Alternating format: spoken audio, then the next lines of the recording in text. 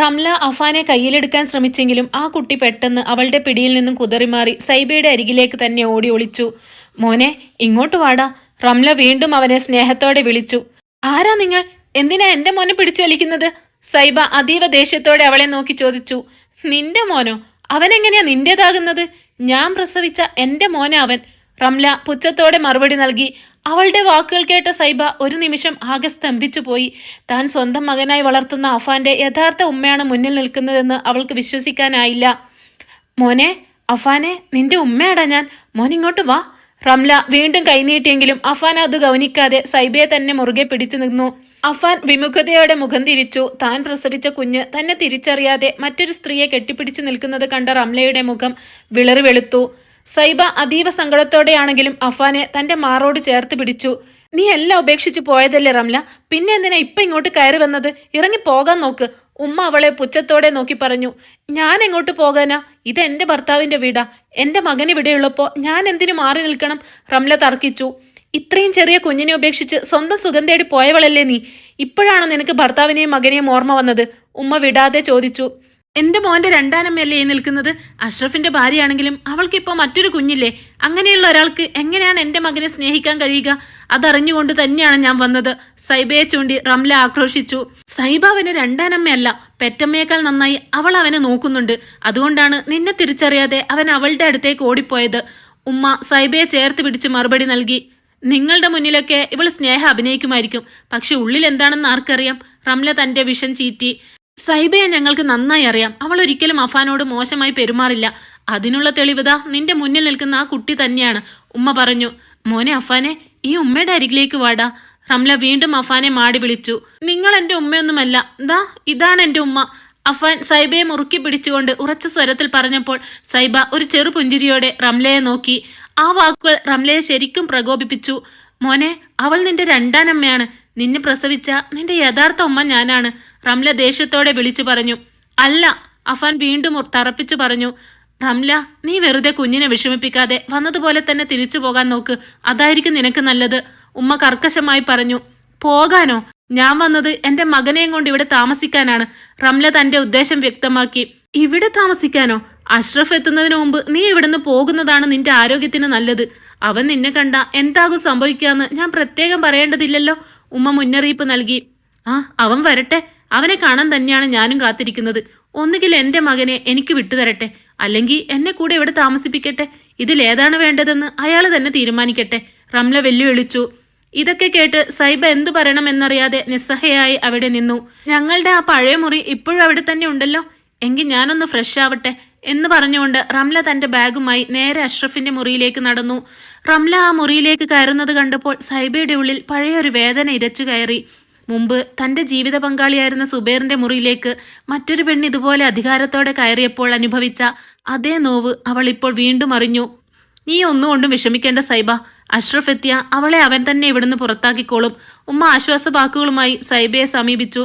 പക്ഷെ ഉമ്മ, അഫാനെ അവൾക്ക് വിട്ടുകൊടുക്കേണ്ടി വരുമോ? എനിക്കത് ആലോചിക്കാൻ പോലും വയ്യ. സൈബയുടെ സ്വരത്തിൽ ഭയം നിഴലിച്ചു. അതിന് അവൻ സമ്മതിക്കുമെന്ന് നിനക്ക് തോന്നുന്നുണ്ടോ? എന്തു വന്നാലും അവൻ അഫാനെ വിട്ടുകൊടുക്കില്ല, അത് ഉറപ്പാണ്. ഉമ്മ അവളെ സമാധാനിപ്പിക്കാൻ ശ്രമിച്ചു. എങ്കിലും ഉമ്മയുടെ വാക്കുകൾക്കൊന്നും സൈബയുടെ ഉള്ളിലെ ആധി മാറ്റാൻ കഴിഞ്ഞില്ല. അഫാനെ മാത്രമല്ല, അഷ്റഫിനെയും ഈ പുതിയ ജീവിതത്തെയും തനിക്ക് എന്നേക്കുമായി നഷ്ടപ്പെടുമോ എന്ന ആശങ്ക അവളെ വല്ലാതെ അലട്ടിക്കൊണ്ടിരുന്നു.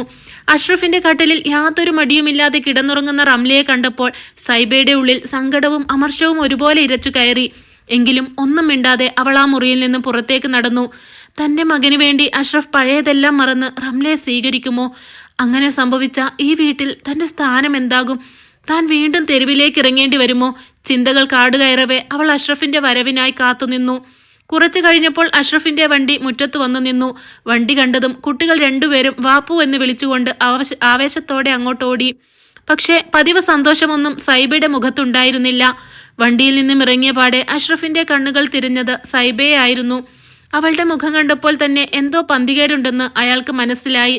എന്താ സൈബ, എന്തു പറ്റി? മുഖം കണ്ടിട്ട് എന്തോ വലിയ പ്രശ്നമുണ്ടല്ലോ. അയാൾ ആശങ്കയോടെ ചോദിച്ചു. സൈബ, നീ എന്താ ഒന്നും പറയാതെ? എന്തെങ്കിലും കുഴപ്പമുണ്ടോ?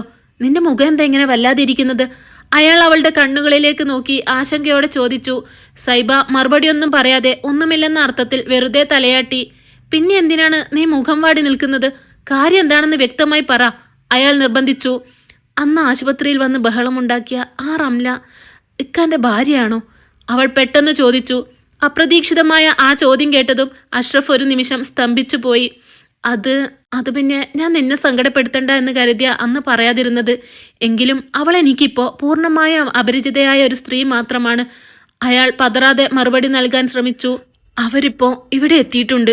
വന്നപ്പോൾ തന്നെ ഉമ്മ നിങ്ങളെ വിളിച്ച് കാര്യം പറയാൻ ഒരുങ്ങിയതാണ്. പക്ഷേ ഞാൻ തന്നെയാണ് ഉമ്മയെ തടഞ്ഞത്. നിങ്ങൾ അവിടെ സമാധാനമായി ഇരിക്കട്ടെ എന്ന് ഞാൻ കരുതി. സൈബ സത്യം വെളിപ്പെടുത്തി. എന്നിട്ട് അവളിപ്പോ എവിടെയുള്ളത്? അഷ്റഫിന്റെ സ്വരത്തിൽ ദേഷ്യം ഇരച്ചു കയറി. ഞാനിവിടെ തന്നെയുണ്ട്. പിന്നിൽ നിന്നും പരിഹാസം കലർന്ന ആ ശബ്ദം കേട്ട് അഷ്റഫ് തിരിഞ്ഞു നോക്കി. കൈകളും കെട്ടി നിൽക്കുന്ന റംലയെ കണ്ട സൈബ വല്ലാത്തൊരു ഭയത്തോടെ അഷ്റഫിന്റെ മുഖത്തേക്ക് നോക്കി. ആരുടെ അനുവാദത്തോടെയാണ് നീ എന്റെ വീടിനുള്ളിൽ കടന്നത്? മര്യാദയ്ക്ക് ഇവിടെ നിന്ന് ഇറങ്ങിപ്പോകാൻ നോക്ക്. അഷ്റഫിന്റെ ശബ്ദം ദേഷ്യം കൊണ്ട് വിറയ്ക്കുന്നുണ്ടായിരുന്നു. ഞാൻ എന്റെ മകനെ കാണാനാ വന്നത്. അതിന് ആരുടെയും സമ്മതം എനിക്ക് ആവശ്യമില്ല. റംല തന്റെ അടുത്തോടെ മറുപടി നൽകി. നിന്റെ മകനോ? അങ്ങനെ ഒരു വാക്കുച്ചരിക്കാൻ പോലും നിനക്ക് എങ്ങനെ ധൈര്യം വന്നു? അയാൾ വെറുപ്പോടെ ചോദിച്ചു. അഷ്റഫ്, നീ എന്ത് പറഞ്ഞാലും ഞാൻ അവന്റെ ഉമ്മയാണ്. കുറച്ചു കാലം നീ അവനെ നോക്കി എന്നതുകൊണ്ട് എന്റെ സ്ഥാനം ഇല്ലാതാകില്ല. സ്വന്തം പെറ്റമ്മയിൽ നിന്നും കുഞ്ഞിനെ അകറ്റാൻ ഈ ലോകത്തെ ഒരു നിയമത്തിനും സാധിക്കില്ല. റംല വിട്ടുകൊടുക്കാതെ സംസാരിച്ചു. ഓഹോ, അപ്പൊ നീ എല്ലാം മുൻകൂട്ടി പ്ലാൻ ചെയ്ത് വന്നതാണല്ലേ? പക്ഷേ എന്നെ തോൽപ്പിക്കാൻ നീ ഇനിയും ഒരുപാട് വളരേണ്ടിയിരിക്കുന്നു, അഷ്റഫ് പരിഹാസത്തോടെ പറഞ്ഞു. അതൊക്കെ നമുക്ക് നിയമപരമായി തന്നെ നേരിടാം. അതിനുള്ള എല്ലാ തയ്യാറെടുപ്പുകളോടും കൂടിയാണ് ഞാൻ എത്തിയിരിക്കുന്നത്. കേസിലൊരു അന്തിമ തീരുമാനം ഉണ്ടാകുന്നതുവരെ എൻ്റെ മകനോടൊപ്പം ഈ വീട്ടിൽ താമസിക്കാനുള്ള അവകാശം ഞാൻ കോടതി വഴി വാങ്ങിച്ചിട്ടുണ്ട്. ദാ ഇത് നോക്കിക്കോ. കയ്യിലുണ്ടായിരുന്ന കടലാസ് അവൾ അയാൾക്ക് നേരെ നീട്ടി. എൻ്റെ അനുവാദമില്ലാതെ നീ ഇവിടെ എങ്ങനെ താമസിക്കുമെന്ന് എനിക്കൊന്ന് കാണണം. അഷ്റഫ് ആക്രോശിച്ചുകൊണ്ട് അവളുടെ അടുത്തേക്ക് പാഞ്ഞെടുത്തു. പെട്ടെന്ന് സൈബ അഷ്റഫിന്റെ കൈകളിൽ മുറുകെ പിടിച്ചു തടഞ്ഞു. വേണ്ട ഇക്ക, ദയവായി പ്രശ്നങ്ങൾ ഉണ്ടാക്കരുത്. നിയമപരമായി ഒരു തീരുമാനം ഉണ്ടാകുന്നതുവരെ അവരിവിടെ നിൽക്കട്ടെ. നമുക്ക് സമാധാനമായി ആലോചിക്കാം, സൈബ താഴ്ന്ന സ്വരത്തിൽ പറഞ്ഞു. നമ്മുടെ മകന്റെ അവകാശവും പറഞ്ഞ് മറ്റൊരുത്തി ഇങ്ങോട്ട് കടന്നു വരുന്നത് എനിക്ക് സഹിക്കാൻ കഴിയുന്നില്ല സൈബ, അഷ്റഫ് വേദനയോടെ അവളോട് പറഞ്ഞു. അഫാനെ അവൾ പ്രസവിച്ചില്ലെന്നേ ഉള്ളൂ. പക്ഷേ അവന്റെ യഥാർത്ഥ ഉമ്മ സൈബ തന്നെയാണ്. ആ അവകാശം മറ്റാർക്കും വിട്ടുകൊടുക്കാൻ ഞാൻ ഉദ്ദേശിക്കുന്നില്ല, ഉമ്മ തീർത്തു പറഞ്ഞു. കൊള്ളാം, സൈബയുടെ ഈ സ്നേഹമൊക്കെ സത്യമാണെന്ന് വിശ്വസിക്കാൻ മാത്രം വിഡ്ഢിയല്ല ഞാൻ. സൈബ പ്രസവിച്ചത് അഷ്റഫിന്റെ കുഞ്ഞിനെ അല്ല എന്നറിഞ്ഞിരുന്നെങ്കിൽ അന്ന് ആശുപത്രിയിൽ വെച്ച് തന്നെ ഞാൻ അഫാനെയും കൊണ്ട് പോകുമായിരുന്നു. അഷ്റഫിന്റെ രണ്ടാം വിവാഹത്തിന് ഇതിലും നല്ലൊരു പെണ്ണിനെ കിട്ടിയില്ലേ? റംല പുച്ഛത്തോടെ സൈബയെ നോക്കി പരിഹസിച്ചു. റംലയുടെ ഓരോ വാക്കും കേട്ട് സൈബയുടെ കണ്ണുകൾ നിറഞ്ഞു. തന്റെ മനസ്സിൽ പോലും വരാത്ത ആരോപണങ്ങൾ കേട്ടപ്പോൾ അവൾക്ക് വല്ലാത്തൊരു തളർച്ച തോന്നി. നീ അങ്ങനെയൊന്നും പറയണ്ട. അതൊക്കെ എന്റെയും എന്റെ ഭാര്യയുടെയും മാത്രം കാര്യമാണ്. അതിൽ നീ ഇടപെടേണ്ട ഒരു കാര്യവുമില്ല, അഷ്റഫ് കടുത്ത സ്വരത്തിൽ റംലയെ തടഞ്ഞു. എനിക്കതിലൊന്നും ഒരു താല്പര്യവുമില്ല. ഇനിയിപ്പോ സൈബ അഷ്റഫിന്റെ കൂടെ ജീവിച്ച് ആരുടെയെങ്കിലും കുഞ്ഞിനെ പ്രസവിച്ചാലും അഷ്റഫ് അവളെ വിശ്വസിച്ച് സന്തോഷത്തോടെ ഇരിക്കുമായിരിക്കും. പക്ഷെ ഞാൻ അത്രത്തോളം തരം താണിട്ടില്ല. ഞാൻ അഷ്റഫിന്റെ കൂടെ കഴിഞ്ഞപ്പോൾ പ്രസവിച്ചത് അവന്റെ സ്വന്തം രക്തത്തിൽ പിറന്ന കുഞ്ഞിനെയാണ്, അല്ലാതെ കണ്ടവന്റെ കുഞ്ഞിനെയല്ല. റംല തന്റെ വിഷം കലർന്ന വാക്കുകൾ ആവർത്തിച്ചു. മതിയാക്ക് റംല, നീ ഇനിയും സൈബയെ കുറിച്ച് എന്തെങ്കിലും മോശമായി പറഞ്ഞാൽ ഞാൻ എന്നെ തന്നെ മറന്നു പോകും. നിന്നേക്കാൾ എത്രയോ ഉന്നതിയിലാണ് അവളെന്ന് എനിക്ക് നന്നായി അറിയാം. സ്വന്തം ചോരയെ പോലും വഴിയിൽ ഉപേക്ഷിച്ച് മറ്റൊരുവന്റെ കൂടെ ഇറങ്ങിപ്പോയവളല്ലേ നീ, അഷ്റഫ് വിറക്കുന്ന സ്വരത്തിൽ ആക്രോശിച്ചു. അതെ, എന്റെ ബുദ്ധിശൂന്യത കൊണ്ട് അങ്ങനെയൊക്കെ സംഭവിച്ചു പോയി. പക്ഷേ എന്ന് കരുതി കണ്ടവന്റെ കൂടെ കിടന്ന് ഒരു കൊച്ചിനെ ഉണ്ടാക്കി വന്നതല്ല ഞാൻ. റംല തന്റെ അഹങ്കാരം വിടാതെ മറുപടി നൽകി. അവരുടെ സംസാരം കേട്ട് സൈബയ്ക്ക് സഹിക്കാൻ കഴിഞ്ഞില്ല. അവളുടെ ഹൃദയം നൊമ്പരത്താൽ വിങ്ങുന്നുണ്ടായിരുന്നു. നീ ഇങ്ങോട്ട് വന്നത് ഇങ്ങനെയുള്ള അധിക്ഷേപങ്ങൾ ചൊരിയാനാണോ? അഷ്റഫ് ദേഷ്യത്തോടെ തിരക്കി. ഞാൻ വന്നത് എൻ്റെ അഫാന് വേണ്ടിയാണ്. അവനെ എനിക്ക് വിട്ടുതരുന്നതിന് അവൾ തടസ്സമാകുന്നത് കൊണ്ടാണ് അവളുടെ തനിനിറം ഞാൻ തുറന്നു പറയുന്നത്, റംല വാദിച്ചു. അതെങ്ങനെയാണ് അവൾ തടസ്സമാകുന്നത്? അഫാനെ നിനക്ക് വിട്ടുതരാത്തത് ഞാനല്ലേ? അയാൾ ചോദ്യം ആവർത്തിച്ചു. അഫാന്റെ കാര്യത്തിൽ നിനക്കുള്ള അത്രയും അവകാശം എനിക്കും ഈ വീട്ടിലുണ്ട്, റംല വെല്ലുവിളിച്ചു. എങ്കിൽ ആ അവകാശം ഉപയോഗിച്ച് നീ അഫാനെ കൊണ്ടുപോകാൻ നോക്ക്. നിനക്കതിന് കഴിയുമോ എന്ന് എനിക്കൊന്ന് കാണണം. അഷ്റഫ് പറയുന്നത് കേട്ട് സൈബ ദയനീയമായി അയാളെ നോക്കി. നീ വാ സൈബ. അയാൾ സൈബയുടെ കയ്യിൽ പിടിച്ച് മുറിയിലേക്ക് കൂട്ടിക്കൊണ്ടുപോയി. ഇക്ക, എന്തിനാണ് അവരോട് ഇങ്ങനെയൊക്കെ സംസാരിച്ചത്? അവരും ഒരു ഉമ്മയല്ലേ? കുഞ്ഞിനെ അവർക്ക് വിട്ടുകൊടുക്കേണ്ടി വരുമോ? മുറിയിലെത്തിയതും അവൾ ആശങ്കയോടെ തിരക്കി. കോടതി എന്തു പറയുമെന്ന് നമുക്ക് നോക്കാം, നീ വെറുതെ ആദ്യ പിടിക്കണ്ട. അഷ്റഫ് ഇത്രയും ഉറപ്പോടെ സംസാരിക്കുന്നത് കേട്ടപ്പോൾ സൈബയുടെ ഉള്ളിലുണ്ടായിരുന്ന ഭയം അല്പം കുറഞ്ഞു. പിന്നീട് അഷ്റഫിന് കഴിക്കാനുള്ള ഭക്ഷണം എടുത്തു കൊടുത്ത് സൈബ അവന്റെ അരികിൽ തന്നെ ഇരുന്നു. എന്നാൽ അവിടെ റംലയുടെ സാന്നിധ്യം ഉള്ളതുകൊണ്ട് സൈബയുടെ മുഖം വല്ലാതെ വാടിയിരുന്നു. അവളുടെ ഭാവവ്യത്യാസം ശ്രദ്ധിച്ചെങ്കിലും അത് കാര്യമാക്കാതെ അഷ്റഫ് ഭക്ഷണം കഴിച്ച് വേഗത്തിൽ അവിടെ നിന്നും എഴുന്നേറ്റു പോയി. നീ എന്തിനാണ് ഇനിയും ഇവിടെ നിൽക്കുന്നത്? തന്റെ മുറിയിലേക്ക് വന്നപ്പോൾ അവിടെ റംലയെ കണ്ട അഷ്റഫ് കടുത്ത ദേഷ്യത്തോടെ തിരക്കി. എനിക്ക് ഇന്ന് ഇവിടെ കിടക്കണം, അതിനാണ് ഞാൻ വന്നത്. റംല യാതൊരു കൂസലുമില്ലാതെ മറുപടി നൽകി. ഇതെന്റെ വ്യക്തിപരമായ ഇടമാണ്, നിനക്കിവിടെ സ്ഥാനമില്ല. അഷ്റഫ് തന്റെ നിലപാട് വ്യക്തമാക്കി. നമ്മുടെ വിവാഹത്തിന് ശേഷം നമ്മൾ ഈ മുറിയിലല്ലേ ഒരുമിച്ച് കഴിഞ്ഞിരുന്നത്? അത് നീ ഇത്ര പെട്ടെന്ന് മറന്നോ? ഓ, അന്ന് കാണിച്ച അതേ സ്വാതന്ത്ര്യം ഇപ്പോഴും നിനക്കുണ്ടെന്ന് കരുതിയാണോ നീ ഇങ്ങോട്ട് വന്നത്? ആ ഓർമ്മകൾ പോലും എനിക്കിപ്പോൾ ഇല്ല. അതൊന്നും നീ ഓർക്കുന്നില്ലെങ്കിൽ വേണ്ട. പക്ഷേ നീയും സൈബയും ഇതുവരെ യഥാർത്ഥത്തിൽ ജീവിച്ചു തുടങ്ങിയിട്ടില്ലെന്ന് എനിക്ക് നന്നായി അറിയാം. അങ്ങനെയായിരുന്നെങ്കിൽ നിങ്ങൾ ഇപ്പോഴും ഇങ്ങനെ വെവ്വേറെ മുറികളിൽ ഉറങ്ങുമായിരുന്നോ? റംലയുടെ ആ പരിഹാസം കേട്ടതും അഷ്റഫിന്റെ ദേഷ്യം ഇരട്ടിച്ചു. അവളുടെ പരിഹാസം കലർന്ന വർത്തമാനങ്ങൾ കേൾക്കാൻ താല്പര്യമില്ലാത്തതുകൊണ്ട് അഷ്റഫ് ദേഷ്യത്തോടെ ആ മുറിയിൽ നിന്നും പുറത്തേക്ക് നടന്നു. അവൻ നേരെ ചെന്നത് തന്റെ മക്കളെ ഉറക്കിക്കൊണ്ടിരിക്കുന്ന സൈബയുടെ അരികിലേക്കായിരുന്നു. സൈബയുടെ അരികിലെത്തിയ അഷ്റഫ് അവളെ അടിമുടി ഒന്ന് നോക്കി നിന്നു. ഇക്ക, ഇത്ര നേരമായിട്ട് ഉറങ്ങിയില്ലേ? സൈബ പതിഞ്ഞ സ്വരത്തിൽ തിരക്കി. നമുക്കിനി മുതൽ ഒരുമിച്ച് ഒരു മുറിയിൽ താമസിച്ചു തുടങ്ങണം. അതിൽ നിനക്കെന്തെങ്കിലും എതിർപ്പുണ്ടോ സൈബ? അഷ്റഫ് തന്റെ ആഗ്രഹം വെളിപ്പെടുത്തി. ഇതെന്തൊക്കെ ഇങ്ങനെ ചോദിക്കുന്നത്? ഇത് നിങ്ങളുടെ വീടല്ലേ, നിങ്ങൾക്ക് തോന്നുന്ന തീരുമാനങ്ങൾ എടുക്കാൻ പൂർണ്ണ അധികാരമുണ്ടല്ലോ. സൈബ വിനയത്തോടെ മറുപടി നൽകി. ഭർത്താവ് എന്ന അധികാരത്തിലാ ഞാൻ ഇപ്പൊ ചോദിക്കുന്നത്. എല്ലാം നിന്റെ സമ്മതത്തോടെ ആയിരിക്കണമെന്ന് എനിക്ക് നിർബന്ധമുണ്ട്. അഷ്റഫ് അവളുടെ കൈകളിൽ മൃദുവായി തലോടി. സൈബ മറുപടിയായി ഒന്ന് പുഞ്ചിരിക്കുക മാത്രം ചെയ്തു. പിന്നീട് മക്കളെ ഇരുവശത്തുമായി കിടത്തി അവരും ഉറക്കത്തിലേക്ക് വഴുതി വീണു. അവളുടെ കൈകൾക്ക് മുകളിൽ അഷ്റഫിന്റെ കൈകൾ അമർന്നിരുന്നു. ആ നിമിഷം അത് മാറ്റാൻ അവൾ ആഗ്രഹിച്ചില്ല. മറിച്ച് ഒരു ചെറിയ പുഞ്ചിരിയോടെ അയാളെ നോക്കിക്കിടന്നു. സുബൈർക്ക, നിങ്ങൾ അറിഞ്ഞോ? അഷ്റഫ് ഖാന്റെ പഴയ ഭാര്യ ആ വീട്ടിൽ വന്ന് താമസം തുടങ്ങിയത്രേ. സൈബയുടെ ഒരു വിധി നോക്കണേ, മിക്കവാറും ആ പെണ്ണ് അവളെ അവിടെ നിന്ന് അടിച്ചിറക്കും, അതുറപ്പാണ്. ഫിദ സുബൈറിനോട് പറഞ്ഞു. അതിന് അഷ്റഫ് സമ്മതിക്കണ്ടേ? അത്ര പെട്ടെന്നൊന്നും അയാൾ സൈബയെ ഉപേക്ഷിക്കില്ല. ആദ്യ ഭാര്യ കൺമുന്നിൽ വന്ന് നിൽക്കുമ്പോൾ അവർക്ക് എങ്ങനെ സമാധാനത്തോടെ ജീവിക്കാൻ കഴിയും? അഷ്റഫിക്ക ഇപ്പോഴും തന്റെ പഴയ ഭാര്യ സ്നേഹിക്കുന്നുണ്ടാകില്ല എന്ന് ആർക്കറിയാം? അങ്ങനെ വല്ലതും സംഭവിച്ച സൈബയുടെ കാര്യം കഷ്ടത്തിലാകും. സുബൈർ അപ്പോ സൈബയുടെ മുഖമോർത്തു. നീ എന്തിനാ സൈബയുടെ കാര്യത്തിൽ ഇത്രയധികം വേവലാതിപ്പെടുന്നത്? അവളുടെ ജീവിതം എങ്ങനെയായാ നിനക്കെന്താ? സുബൈർ അല്പം ഗൗരവത്തോടെ ചോദിച്ചു. എനിക്കതിലൊന്നുമില്ല, ഞാൻ നിങ്ങളുടെ സന്തോഷം മാത്രം കരുതി പറഞ്ഞതാ. ഇത്രയും പറഞ്ഞ് ഫിദ അവിടെ നിന്നും പോയി.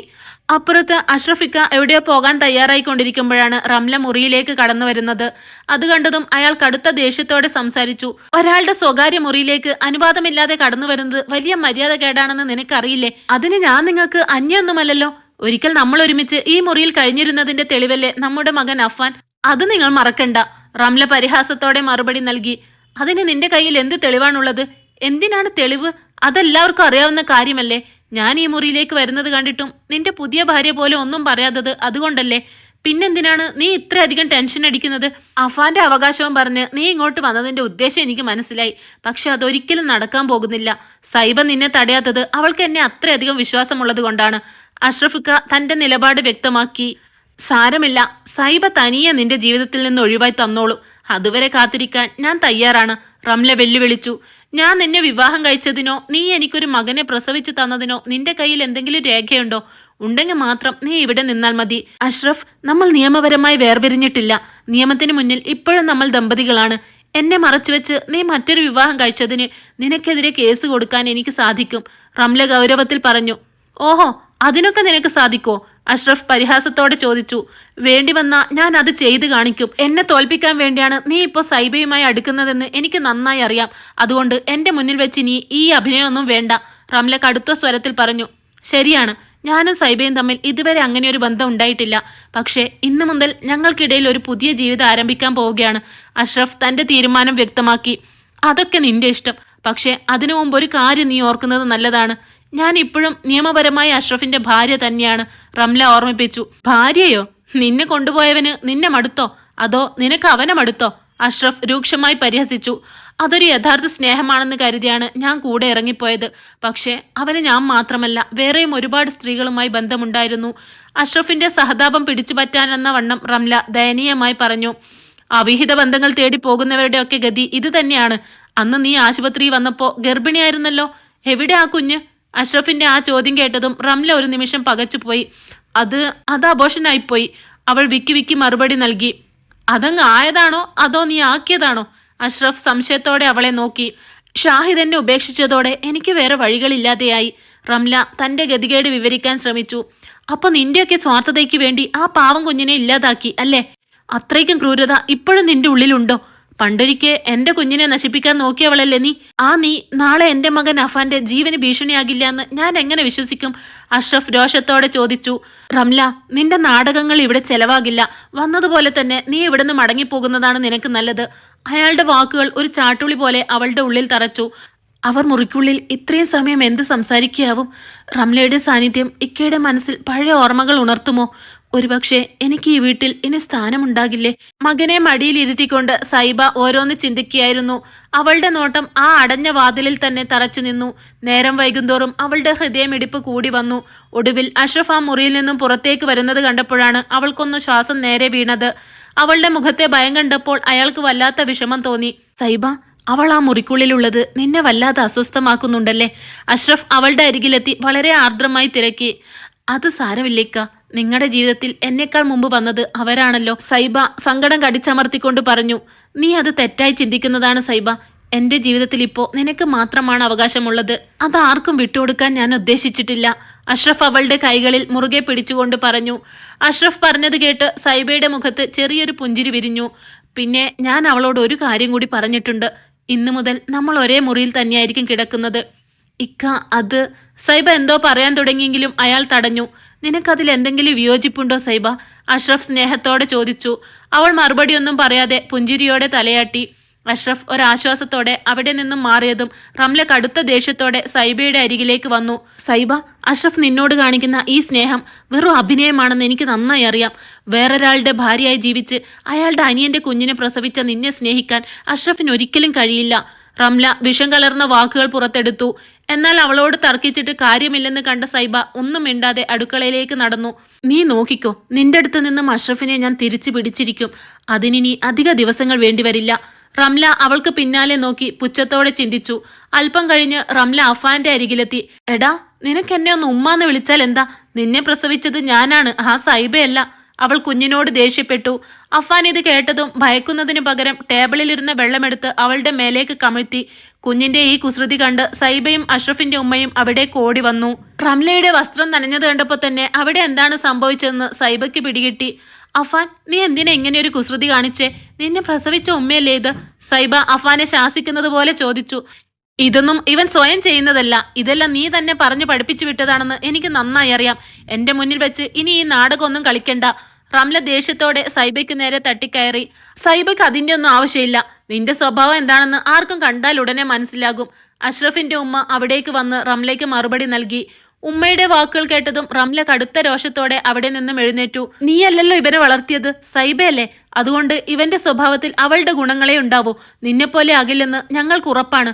ഉമ്മ വീണ്ടും റംലയെ ഓർമ്മിപ്പിച്ചു. എന്തായാലും കണ്ടറിയാം ഇവൻ ഇനിയും എന്തൊക്കെയാണ് കാണിക്കാൻ പോകുന്നതെന്ന് റംല വെല്ലുവിളിച്ചുകൊണ്ട് പറഞ്ഞു. സൈബ ഒന്നും മിണ്ടാതെ അവിടെ തന്നെ നിന്നു. റംല ഒരു പുച്ഛത്തോടെ അവളെ നോക്കിയിട്ട് സ്വന്തം മുറിയിലേക്ക് നടന്നു. സൈബ, നീ അവൾ പറയുന്നതൊന്നും കേട്ട് വിഷമിക്കണ്ട. അവൾക്ക് തോന്നുന്നത് വിളിച്ചു പറയാൻ അവൾക്ക് യാതൊരു മടിയുമില്ല. ഉമ്മ അവളെ ആശ്വസിപ്പിച്ചു. എനിക്കിപ്പോ ഒരു പ്രയാസവും ഇല്ല ഉമ്മ. ഇതിനേക്കാൾ വലിയ സങ്കടങ്ങളും പ്രതിസന്ധികളും തരണം ചെയ്താണല്ലോ ഞാൻ ഇതുവരെ എത്തിയത്. സൈബ തന്റെ ഉള്ളിലെ വേദന പുറത്തു കാണിക്കാതെ വളരെ പക്വതയോടെ പറഞ്ഞു.